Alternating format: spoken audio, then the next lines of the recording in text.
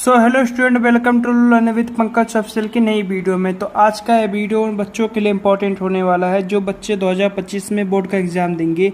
आज की इस वीडियो में हम बात करने वाले हैं एसएसटी के 20 ही महत्वपूर्ण एमसीक्यू क्वेश्चन के बारे में, ठीक है, जो आपके 2025 बोर्ड एग्जाम में फिक्स आएंगे। ठीक है, आपका जो क्वेश्चन पेपर में क्वेश्चन आता है वह इन्हीं से आएंगे, जो आपके 20 OMR सीट पर भरने के लिए एमसीक्यू टाइप क्वेश्चन आते हैं। ठीक है, वह आपका यहीं से आएगा। तो आज की इस वीडियो को आप पूरा एंड तक जरूर देखना और इन 20 क्वेश्चन को आप किसी नोट पे नोट करते हुए चलना। ठीक है, तो चलिए शुरू करते हैं आज की इस वीडियो को। देखिए, सबसे पहला प्रश्न क्या है कि फ्रांसीसी क्रांति का प्रारंभ किस वर्ष हुआ। ठीक है, आपसे पूछा जा रहा है कि जो आपकी फ्रांसीसी क्रांति हुई थी उसका प्रारंभ किस वर्ष हुआ। ठीक है, तो आपको बता, ए है आपका 1788 ईस्वी में, बी है आपका, ठीक है, 1789 ईस्वी में, सी आपका 1787 या 1786। ठीक है, तो 1789 ईस्वी में आपका जो फ्रांसीसी क्रांति का प्रारंभ हुआ था। ठीक है, इसके बाद आपका दूसरा है कि नेपोलियन की पराजय कब हुआ। जो नेपोलियन था उसका पराजय कब हुआ, 1814 में, 1815 में या 1886 में। ठीक है, या 1817 में। तो आपको बताना है कि इसका पराजय कब हुआ। तो इसका पराजय जो हुआ था वह हुआ था 1815 ईस्वी में। उसके बाद देखिए तीसरा नंबर प्रश्न क्या है। तीसरे नंबर में प्रश्न कह रहा है कि जर्मनी का एकीकरण में मुख्य भूमिका किसकी थी। ठीक है, जो जर्मनी का आपका एकीकरण हुआ था उसमें मुख्य भूमिका किसकी थी, विलियम प्रथम की, हिटलर की, या बिस्मार्क की, या मैथसनी की। ठीक है, तो आपको बताना है कि इनमें से किसकी आपकी एकीकरण में प्रमुख भूमिका थी।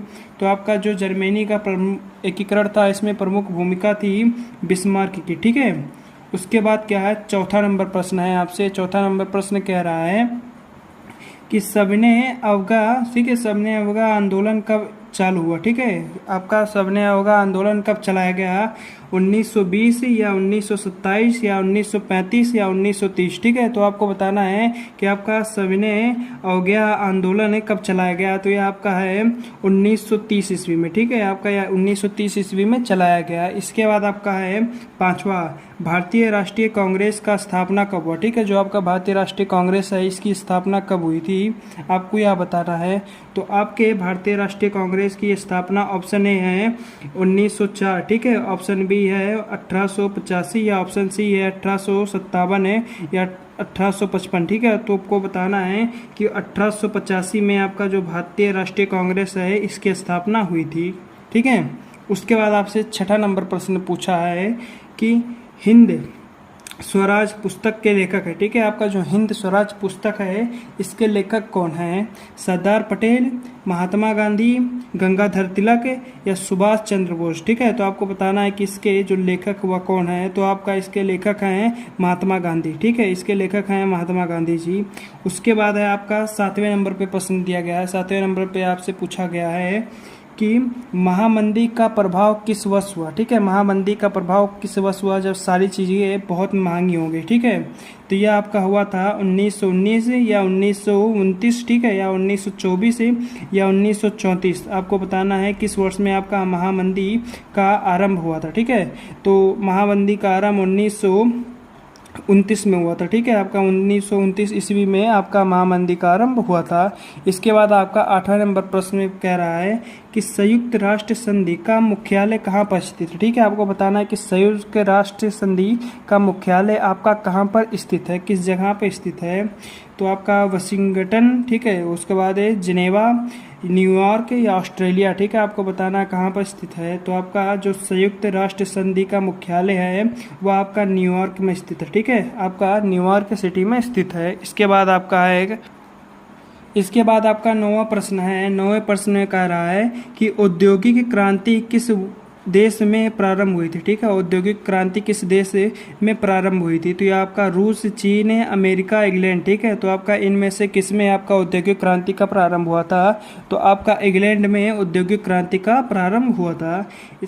10वें नंबर पे आपसे पूछा जा रहा है कि गुलामगिरी का लेखक कौन था। ठीक है, आपका जो गुलामगिरी है इसके लेखक कौन है।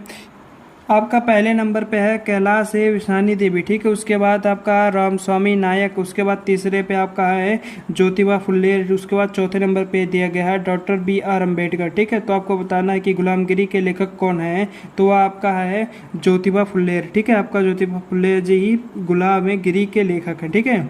इसके बाद आपसे 11वें नंबर पे पूछा जा रहा है कि प्रथम विश्व युद्ध का प्रारंभ कब हुआ था, ठीक है। आपका जो प्रथम विश्व युद्ध हुआ था उसका प्रारंभ कब हुआ था, तो प्रथम विश्व युद्ध का प्रारंभ 1914, ठीक है, या 1919, 1939 या 1942, ठीक है। तो आपका जो प्रथम विश्व युद्ध है वह उसका 1914 ईस्वी में प्रारंभ हुआ था।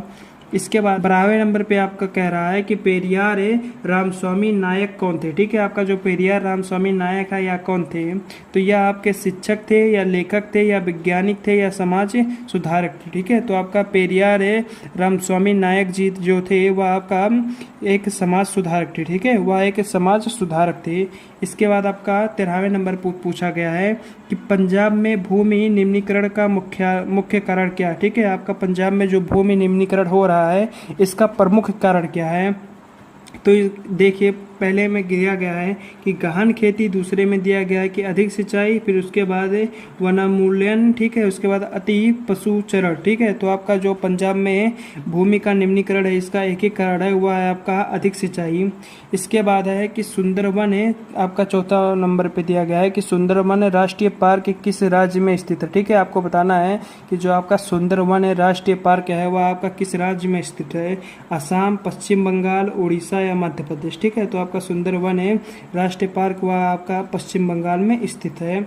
इसके बाद आपका 15 नंबर पे दिया गया है प्रश्न है कि जलमंडल का कितना प्रतिशत भाग समुद्र जल के रूप में उपलब्ध है, ठीक है। तो देखिए आपका पहले नंबर पे है 97.5%, ठीक है। उसके बाद आपका दूसरे नंबर पे है 98%, तीसरे नंबर पे आपका 96 या चौथे पे आपका 95। तो आपको बताना है कि जलमंडल का कितना प्रतिशत भाग है भूमि जल के रूप में उपलब्ध है, ठीक है। तो आपका इसका राइट आंसर हो जाएगा ए 97.5, ठीक है। आपका 97.5 इसका ए वाला ऑप्शन सही हो जाएगा। इसके बाद आपका 16 नंबर पे दिया गया है कि कपास की खेती के लिए कौन सी मृदा चाहिए, ठीक है। आपको कपास की खेती के लिए किस प्रकार की मृदा चाहिए, लाल मृदा चाहिए, काली मृदा चाहिए, जलोढ़ मृदा चाहिए या लेटराइट मृदा चाहिए, ठीक है। तो लेटराइट जो होता है या काजू को मतलब उगाने के लिए चाहिए, ठीक है। आपको जो कपास की खेती है इसके लिए आपको काली मृदा की आवश्यकता होती है, ठीक है। तो आपका 16 का बी वाला सही हो जाएगा, काली मृदा। इसके बाद आपका 17 नंबर पे जो प्रश्न है वह दिया गया है कि निम्न में से कौन सी रबी की फसल है, ठीक है। आपको बताना है कि इनमें से कौन सी आपकी रबी की फसल है, जैसे चावल, उसके बाद आपका मोटा अनाज, उसके बाद ज्वार, उसके बाद चना, ठीक है। तो आपको रबी की फसल कौन है, इसमें आपका रबी की फसल है चना, ठीक है। इसमें रबी की फसल आपका चना है। इसके बाद आपका 18 नंबर पर प्रश्न दिया गया है कि निम्नलिखित में से कौन सी एक रेशेदार फसल है, ठीक है।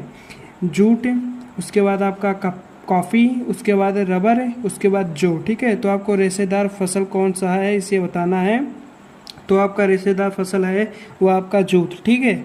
उसके बाद आपका जो 19वें नंबर पे प्रश्न है वह है निम्नलिखित में से कौन सा ऊर्जा का परंपरागत स्रोत, ठीक है। परंपरागत स्रोत और अपरंपरागत स्रोत या गैर परंपरागत स्रोत, ठीक है, यह आपका होता है।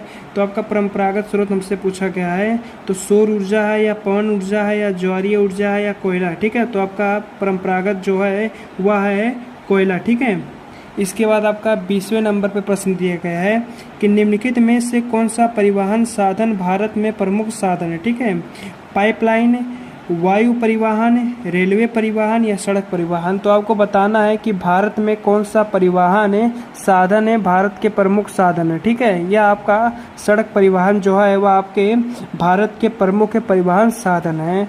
तो आज की इस वीडियो में बताए गए इन सभी 20 क्वेश्चन को अगर आप अच्छे से किसी नोट में, ठीक है, आप किसी नोट में इसे नोट कर लेते हैं तो यह आपका 2025 बोर्ड एग्जाम में इसमें से आपका 90% क्वेश्चन आने वाला है, ठीक है, इससे बाहर नहीं जाएगा।